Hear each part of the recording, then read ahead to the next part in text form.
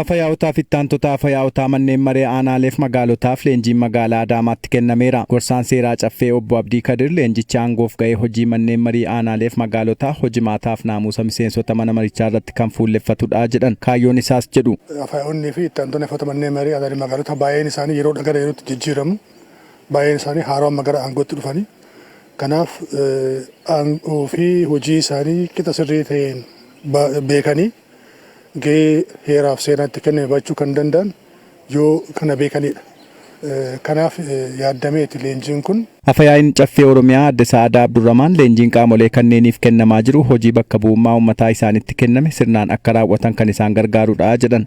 Gama gaggeessaa turre keessattis akka rakkootitti kan ka'u daangaa aangoo isaanii keessatti waliif hoogganamuun, waliif ajajamuun, waliin karoorsanii, waliin raawwachuun akkuma jirtee waan waloo irratti waliin hojjechuun akkuma jiru immoo daangaa aangoo isaanii keessatti immoo hunduu akkaataa ittiin fayyadamummaa uummataa mirkaneessan irratti, gaaffii uummataa deebisan irratti, rakkoo bulchiinsa gaarii kan irratti, kan tajaajila haqa qabeessa ta'e akka dhufaa deemu gochuu irratti tajaajilli sa'ataan akka jiraatu, rakkoon bulchiinsa gaarii akka hin uumamne gochuu keessatti gahee ofii beekanii yoo akkasittiin qaamoleen sadeen mootummaa kun waliin socho'an rakkoon kun furamuu waan danda'uuf nus leenjii kanaaf kan qopheessine. Hojiilee karoorfaman galmaan ga'uuf gurmaa'insa manneen marii sadarkaa gadii jiran sochoosuun ni hojjetama kan jedhan Adde Sa'aadaa dhimmi nageenyaa xiyyeeffannoo olaanaan hojjetamuu qabas jedhu. Aanaan hundi godinaaleen hundi walqixa socho'uu yoo hin dandeenye hojiin uummatichaa san caffeen akka Oromiyaatitti kan bakka bu'ee waan ta'eef karoorri keenya galma ga'uu hin danda'u. Kanaaf dhimma nageenyaa irratti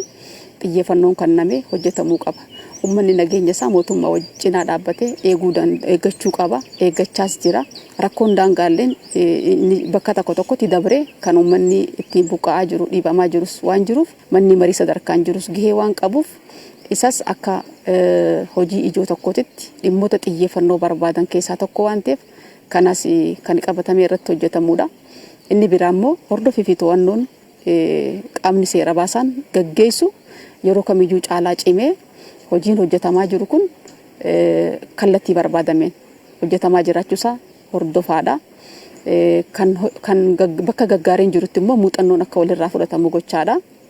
Hojii keenya milkeessuudhaaf kan hojjennu ta'a jechuudha. Hirmaattonni leenjii fudhatanis hubannoo gahaa argachuu fi yeroo bakka hojii isaaniitti deebi'an leenjicha miseensota mana maree sadarkaa gadiif kan kennan ta'uu himaniiru. Walmakiinsa gaafa jennu qaamni cheekii baalaansi godhu wal hordofuun, wal to'achuun, wal gamaggamuun, kallattii sirreeffamaa kennuun tarkaanfiin akka fudhatamu taasisuu keessatti gahee olaanaa qaba. Barbaachisummaan isaas kanarraa ka'eeti jechuudha. Walmakiinsa aangoo jiru kana akkamitti furuun akka danda'amu irratti leenjii fi hubannoo gahaa argannee waan jiruuf jecha yeroo iddoo hojii keenyaatti deemnutti qaama kanaaf hubannoo kennuudhaan keenyaafillee jechuudha qooda hojii keenyaa akkaataa bahuu dandeenyu irratti leenjii gahaa ta'e argannee jirra. Raawwii hojii isaaniin manneen maree hojii fakkeenyummaa qabu hojjetaniif badhaasaaf beekamtiin kennamu Afyaa'in caffee Oromiyaa Adde Sa'aadaa Abdurramaan dubbataniiru. Qaamni kun qaama uummata bakka bu'e filatamaa uummataa waan ta'aniif cinaa dhaabbannee hojii isaanii akka milkeessan gochuu keessattis gahee keenya baachuu waan qabnuuf aangoon kan uummataa akka ta'e itti agarsiisuudhaaf kan kana goonu waan ta'eef manni marii uummataa hojii hojjechaa jiraniin hojii gaarii hojjetaniif sirna beekamtiidhaatis qopheessinee jirra jechuudha.